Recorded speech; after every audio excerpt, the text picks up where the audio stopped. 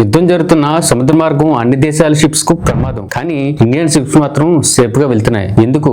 Iran ప్రత్యేకంగా చూస్తుంది. Straight of Hormuz ప్రపంచ ఆయిల్లో 20% వెళ్లే మార్గం అక్కడ టెన్షన్ పీక్ లో ఉంది. అయినా కొంతమంది ఇండియన్ షిప్స్ కు ఇరాన్ సేఫ్ ప్యాసేజ్ ఇచ్చింది. India Iran friendly. ఇరాన్ అధికారికంగా ఇండియా ఈజ్ అవర్ ఫ్రెండ్ అని చెప్పింది. ఈ స్ట్రాంగ్ రిలేషన్షిప్ వల్లే special consideration, diplomacy power, talks work. India military కాదు, డైరెక్ట్ టాక్స్ ద్వారా సమస్యను సాల్వ్ చేసింది. ఈ చర్చల వల్లే కొన్ని షిప్స్ కు క్లియరెన్స్ ఇచ్చింది. Energy dependency. India LPG oil 90% Gulf మీద ఆధారపడుతుంది. ఈ సరఫరా ఆగితే దేశంలో సంక్షోభం వస్తుంది. Neutral stand. ఇరాన్ స్పష్టంగా చెప్పింది యుఎస్ ఇజ్రాయెల్ షిప్స్ తప్ప మిగతావి స్వేచ్ఛగా వెళ్ళొచ్చు.